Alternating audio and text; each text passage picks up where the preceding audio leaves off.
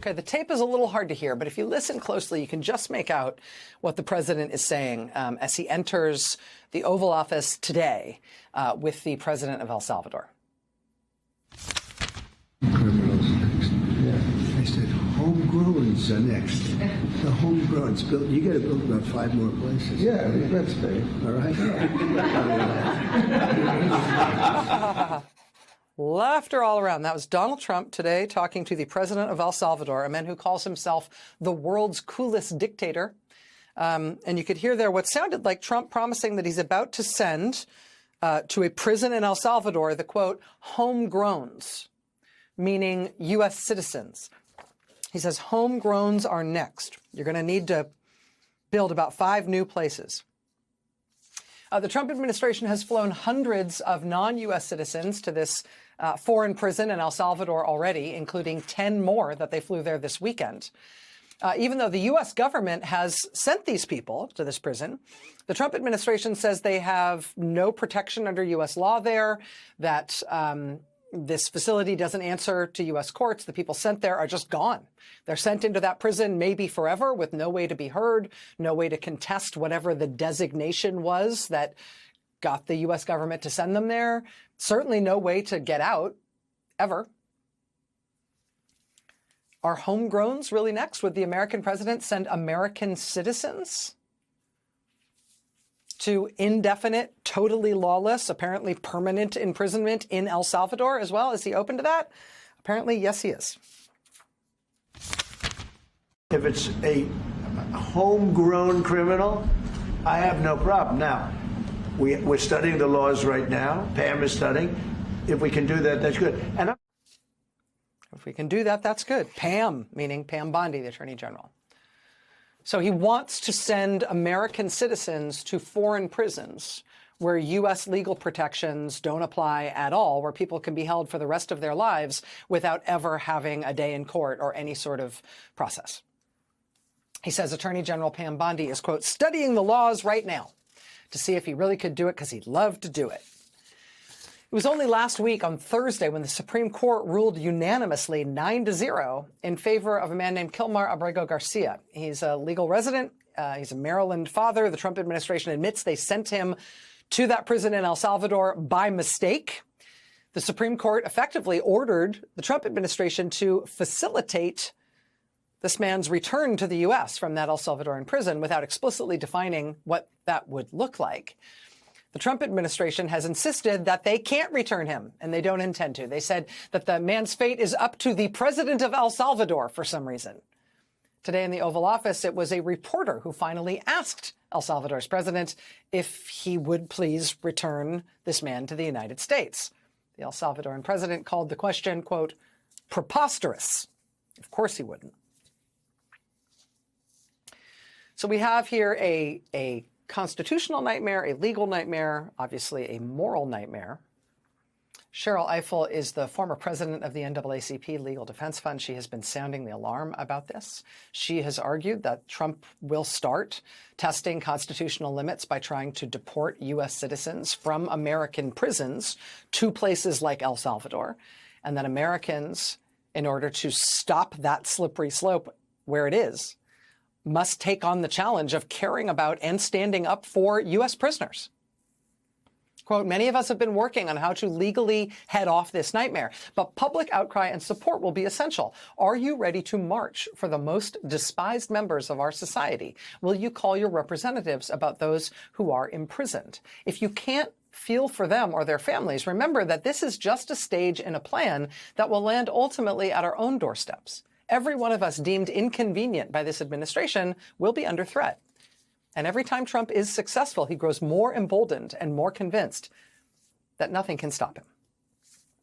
Joining us now is Sherrilyn Ifill. She's the Vernon E. Jordan Jr. Distinguished Chair in Civil Rights at Howard Law School. Ms. Ifill, it's been too long. Thank you so much for being here tonight. It's an honor to have you with us. Thank you, Rachel. You wrote this piece over the weekend, sort of sounding the alarm. He's talking about U.S. citizens. He's talking about U.S. citizens. This is a constitutional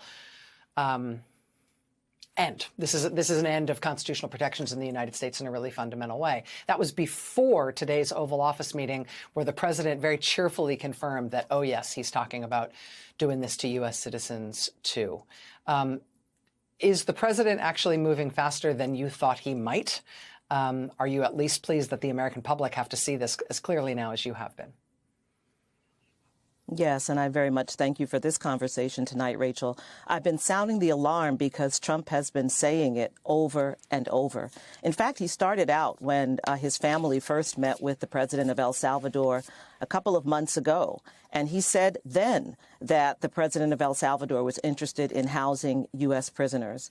He said it again the other night as he was exiting or entering his plane. I don't remember which one it was, where he talked about this again. He said, you know, for our worst of the worst, people who knock old ladies over the head, people who push people in front of subway trains, or if you had a bad judge and a bad prosecutor who didn't do the case right because they only care about politics. He's been repeating this over and over again. He tweeted that he can't wait to see people who attack Teslas face incarceration in El Salvadoran prisons.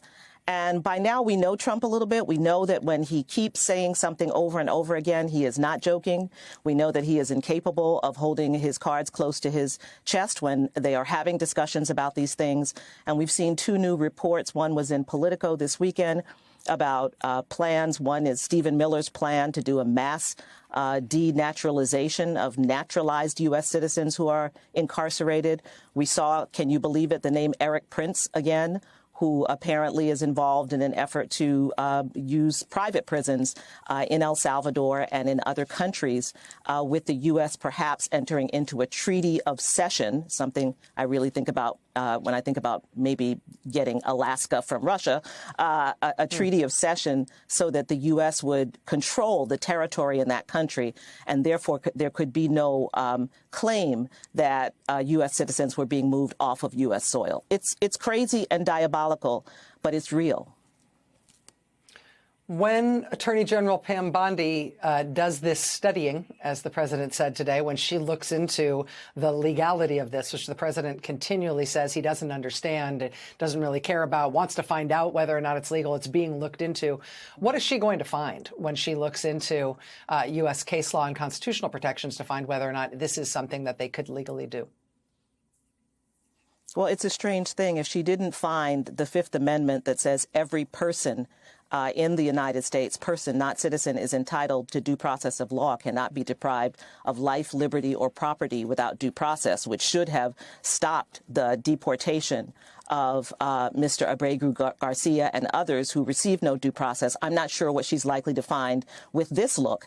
I think there are two things to think about here. One is that, as almost everyone knows, there are nearly 2 million people incarcerated in the United States. Most of them are in state prisons, not in federal prison. The person who assaulted the old lady is most likely not in federal prison. There are about 200,000 people in our federal prisons. So I'm not sure the population that Trump is looking at, if it is the state prison population, that creates complications for him. And in any case, we have a constitution that prevents cruel and unusual punishment, sending folks here who are incarcerated to what has been identified as a torture prison, as a prison that the warden of CICOT in El Salvador said is the prison no one ever leaves. That is simply a violation of the constitutional rights of prisoners. Prisoners who are citizens of this country are United States citizens, and they have the rights of citizens. And so I don't have any faith that Pam Bondi will, in her research, will feel bound by that. But that is the state of the law, and that's why so many of us have been looking at this very closely and preparing.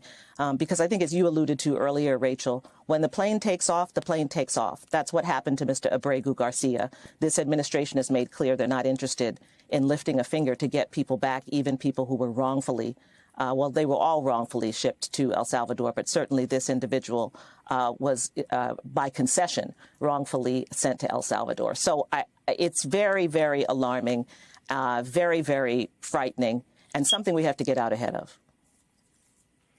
Sherrilyn Ifill, Howard Law School professor and friend to this show for a very long time. Thank you for your time tonight. We're going to stay very closely on this story. We'd love to have you back soon as it Thank you. as it develops. Thanks. Thank you, Rachel. Thanks. All right. Much more news ahead here tonight. Stay with us.